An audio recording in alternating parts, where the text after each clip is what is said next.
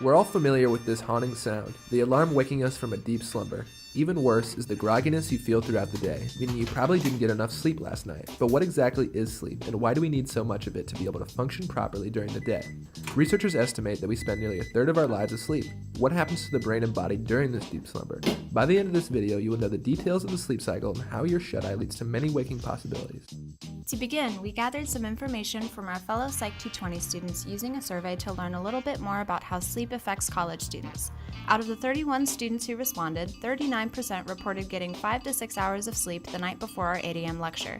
Psychologists recommend that college students get about 8 to 10 hours of sleep each night, yet only 7% of our classmates reach that amount. 42% of our classmates agree that it wouldn't hurt to get about 2 to 3 more hours of sleep to avoid feeling so awful the next day. When they don't get enough sleep at night, our classmates report feeling tired, fatigued, slow, irritable, unmotivated, unproductive, and unfocused the next day.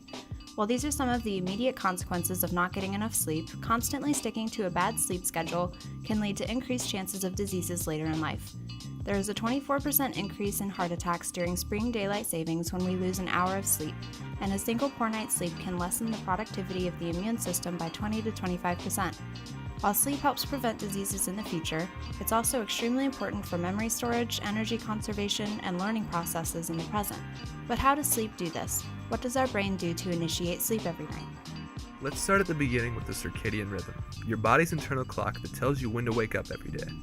Circadian rhythms are 24-hour cycles generated by part of the hypothalamus called the suprachiasmatic nucleus, or the SCN.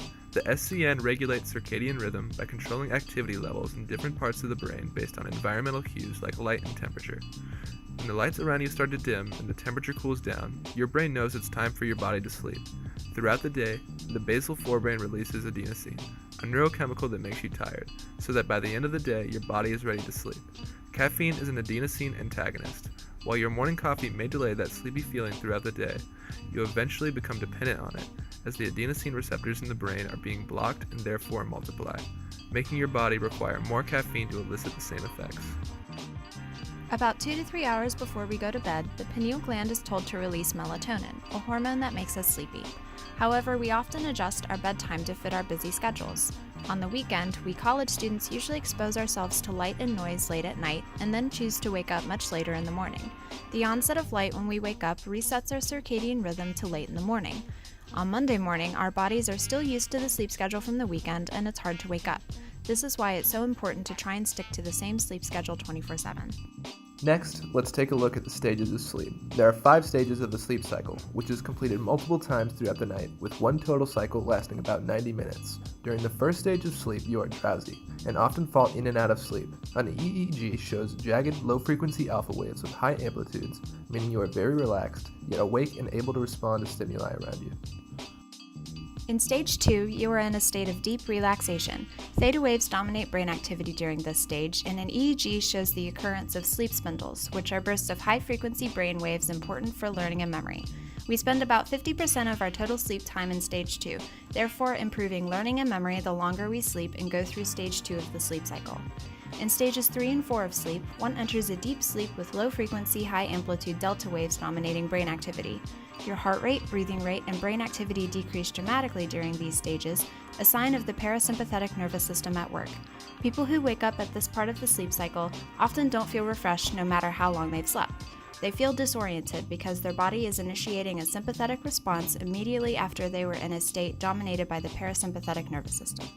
REM sleep, or paradoxical sleep, is the last sleep stage, characterized by rapid eye movements. Brainwaves mimic those observed when one is awake due to the intense brain activity and dreaming that occurs during this stage. Paralysis of voluntary muscles occurs to keep you from acting out your dreams. While we are still working to determine the exact causes of dreaming, research shows that REM sleep is necessary for improved movements, learning, memory storage, and emotional processing and regulation. As you can see, sleep is an extremely important time that we should prioritize for our health and mental well-being. Your brain is sorting memories, conquering heavy emotions, fortifying your immune system, and so much more. If you're interested in focusing more on your sleep schedule, here are some helpful tips.